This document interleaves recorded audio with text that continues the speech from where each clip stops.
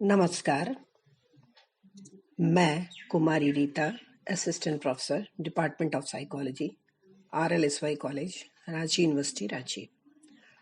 आज मैं अपने विद्यार्थियों को जिस विषय पर चर्चा करने के लिए आई हूँ, उसका शीर्षक है प्रेजुडिस, अर्थात पूर्व धारणा, जो BA सेमेस्टर 3 के CC7 के यूनिट 4 के अंतर्गत आता है।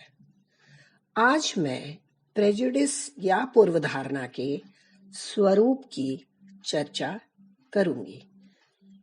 पूर्वधारणा, जो कि समाज मनोविज्ञान का बहुत ही महत्वपूर्ण विषय है। पूर्वधारणा को अंग्रेजी में प्रेजुडिस कहते हैं।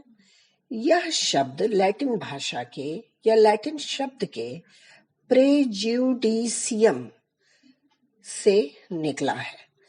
इस लैटिन शब्द का अर्थ होता है मुकदमे के पहले की न्याय में परीक्षा हो जाना। इससे तात्पर्य यह है कि बिना परीक्षा किए हुए ही किसी समय निर्णय दिया जाए। इसलिए हिंदी भाषा में इस शब्द का अर्थ पूर्वधारणा के रूप में लिखा है।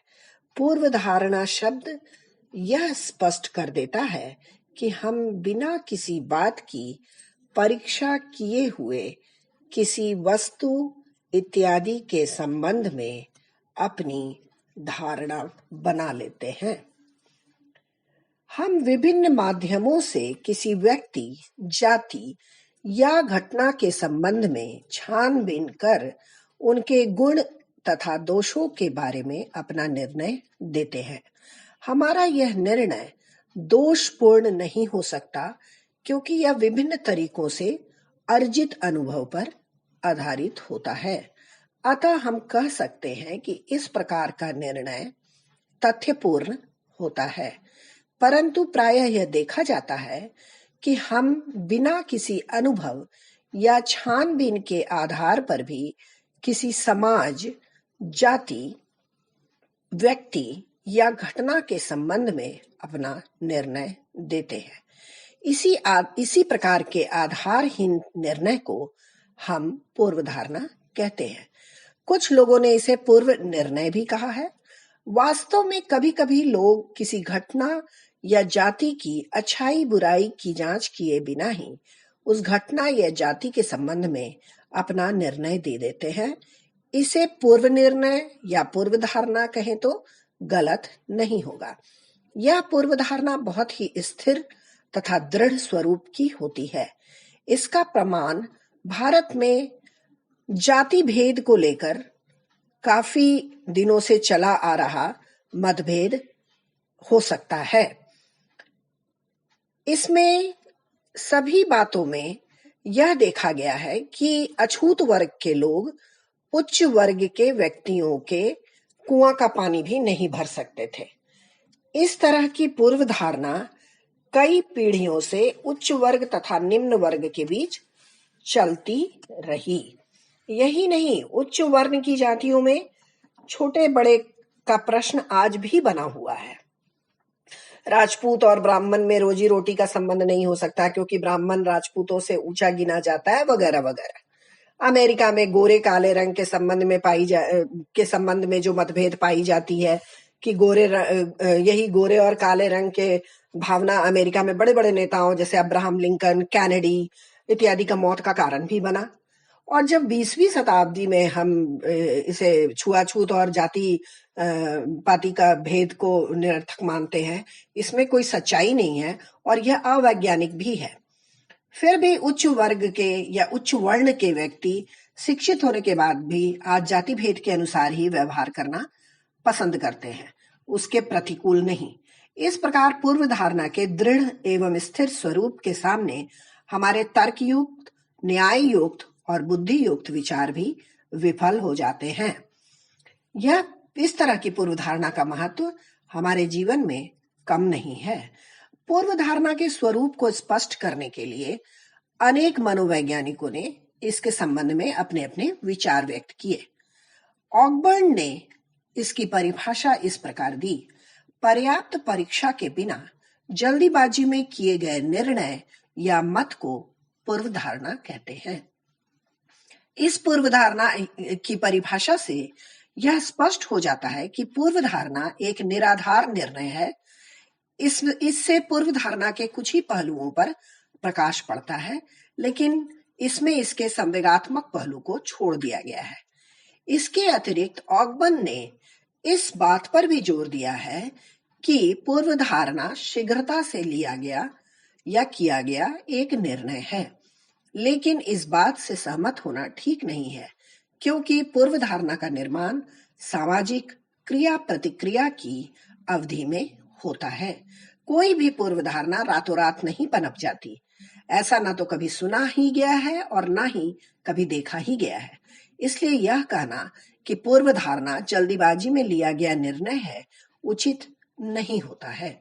सार्जेंट ने अपनी परिभाषा इस प्रकार दी: पूर्वधारणा प्रतिकूल मनोवृत्ति है जो सभी तथ्यों की जांच किए बिना ही निर्मित कर ली जाती है।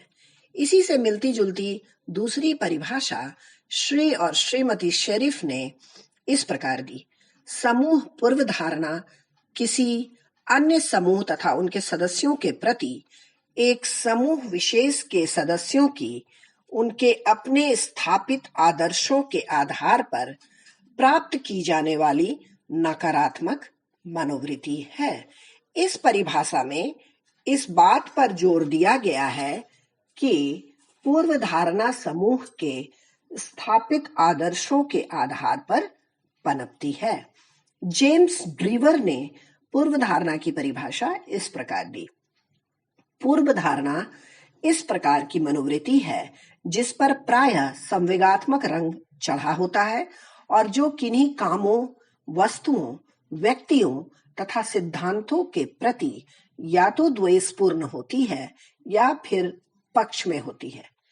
अब उपयुक्त सारी परिभाषाओं को जब हम विश्लेषित करते हैं तो कुछ विशेषताएं सामने आती हैं। पहला है, पूर्वधारणा एक मनोवृत्ति है जिस पर संवेगों का रंग चढ़ा होता है। दूसरा, पूर्वधारणा किसी व्यक्ति या समूह के प्रति ही नहीं बल्कि किसी भी क्रिया, वस्तु या सिद्धांत के प्रति भी हो सकती है। तीसरा, पूर्वधारणा में मनोवृत्ति किसी भी विषय, वस्तु, व्यक्ति आदि के पक्ष में भी हो सकती है और विपक्ष में भी हो सकती है। फिर एक परिभाषा क्रेच और क्रेचफील्ड की आई। उन्होंने पूर्वधारणा की परिभाषा इस प्रकार दी: पूर्वधारणा किसी अल्पसंख्यक जातीय या राष्ट्रीय समूह से संबंधित एक ऐसी मनोवृत्तियों या विश्वासों को कहा जाता है जो इस समूह के सदस्यों के लिए हानिप्रद होते हैं। इस परिभाषा से यह स्पष्ट होता है कि व्यक्तिगत पूर्वधारणा भले ही हानिकर या लाभप्रद होती है, पर जातीय पूर्वधारणा अल्पसंख्यक के लिए हमेशा हानिकारक होती है। इसी कारण बहुसंख्यक वर्ग वाले अल्पसंख्यक समूह के सदस्यों को थोड़ा अपने से नीचा समझते हैं। अमेरिका में इसी जातीय पूर्वधारणा के कारण गोरे लोग निग्रो को उसी दृष्टि से देखते हैं। भारत में भी आज के दिनों में ऊंची जातियों के लोग हरिजनों को कुछ इसी दृष्टि से देखते हैं।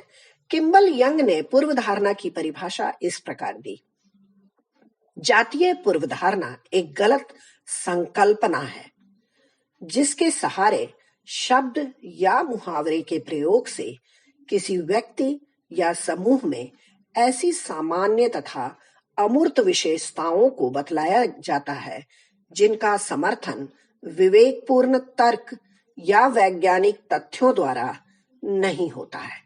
इस परिभाषा से यह स्पष्ट होता है कि किसी व्यक्ति या जाति के बारे में स्पष्ट अनुभव किए बिना हम एक निश्चित मनोवृत्ति या विश्वास बना लेते हैं जिसका कोई भी वैज्ञानिक आधार नहीं होता है। भारतवर्ष में हरिजनों और अमेरिका में निग्रो को इसी जातीय पूर्वधारणा का शिकार होना पड़ा है। अब हम देखते हैं इन सारी परिभाषाओं को जब हम विश्लेषित करते हैं तो पूर्व धारणा के स्वरूप के संबंध में निम्नलिखित बातें सामने आती है। पहला है अज्ञानता। पूर्व धारणा का आधार अज्ञानता होता है। एक जाति या वर्ग के लोग अज्ञानता के कारण दूसरी जाति या वर्ग के लोगों को समझने में भूल करते हैं और एक दूसरे के संबंध में बुरे विचार बना लेते हैं, जो दोनों पक्षों के लिए हानिप्रद है। इस तरह पूर्व धारणा में अज्ञानता का होना अनिवार्य है। दूसरा है धनात्मक या नकारात्मक। पूर्व धारणा सदा एक पक्षीय होता है, चाहे वो धनात्मक हो या नकारात्मक हो। यह निष्पक्ष नहीं होती है, इसलिए इसमें मध्यस्थता का सदा अभाव रहता है। तीसरा है पौराणिक कहानियां। किसी जाति या देश के प्रति जो पूर्व धारणाएं होती है, उसके पीछे लोक गाथाओं और पौराणिक कहानियों का बहुत बड़ा हाथ होता है। बच्चे जिस जाति या देश के संबंध की लोक गाथाएं या कल्पित कहानियां सुनते हैं, उसके आधार पर उसके प्रति उनमें पूर्व धारणाओं का पनपना स्वाभाविक है, क्योंकि उन्हें लगता है कि जो कहानी हम सुने हैं वही हम अपने जिंदगी में भी अपनाएं। चौथा है जल्दीबाजी में लिया गया या दिया गया निर्णय। पूर्व धारणा का जन्म जल्दीबाजी में होता है। इसमें व्यक्ति को किसी अन्य व्यक्ति या देश के संबंध में सोचने का मौका नहीं मिलता है, इसलिए इसमें तर्क की कमी पाई जाती है। किंतु कुछ लोग इस मत से सहमत नहीं भी हैं, परंतु ज्यादातर लोग इससे सहमत है। पांचवा है सांवेगिकता। पूर्व धारणा संवेगात्मक रंग में रंगी होती है। इसी कारण व्यक्ति इससे प्रभावित होकर किसी अन्य व्यक्ति, वस्तु या देश के प्रति या तो द्वेषपूर्ण व्यवहार करता है या मैत्रीपूर्ण। छठा है प्रवृत्ति। पूर्व धारणा मनोवृत्ति की तरह एक प्रकार की प्रवृत्ति है। इसमें अज्ञानता तथा सांवेगिकता के कारण बहुत अधिक तीव्रता रहती है। इसी कारण पूर्व धारणा या तो धनात्मक छोर पर रहती है या निषेधात्मक छोर पर, या कभी भी मध्य में नहीं होती है। इस तरह हम देखते हैं कि पूर्व धारणा की परिभाषा को देखते हुए उसके स्वरूप को समझने की कोशिश हम इस ऑडियो में किए हैं। इस सारी परिभाषाओं और स्वरूप को समझने के बाद जो मुख्य विशेषताएं पूर्व धारणा की सामने आई, वह है पहला, पूर्व धारणा सीखी जाती है। दूसरा है पूर्व धारणा मुख्यतः अचेतन होती है। तीसरा है पूर्व धारणा का वास्तविकता से कोई भी संबंध नहीं होता है। चौथा है पूर्व धारणा का निर्णय इसलिए होता है क्योंकि इससे संतोष मिलता है लोगों को। पांचवा है पूर्व धारणा को पूर्व धारणा के संपर्क में सीखा जाता है, न कि अन्य समूहों के संपर्क में। इस तरह हम देखते हैं कि मनोवैज्ञानिकों ने बहुत सारे अध्ययन किए और देखे कि पूर्व धारणा के बारे में जो भी बातें व्यक्ति या समूह जो धारण कर लेते हैं, वह इस बात पर निर्भर नहीं करती है कि उस व्यक्ति का उस समूह या उसके साथ कितना निकट या दूर का संबंध है, बल्कि वास्तव में पूर्व धारणा का निर्माण उस वातावरण की देन है जिसमें व्यक्ति का पालन पोषण होता है।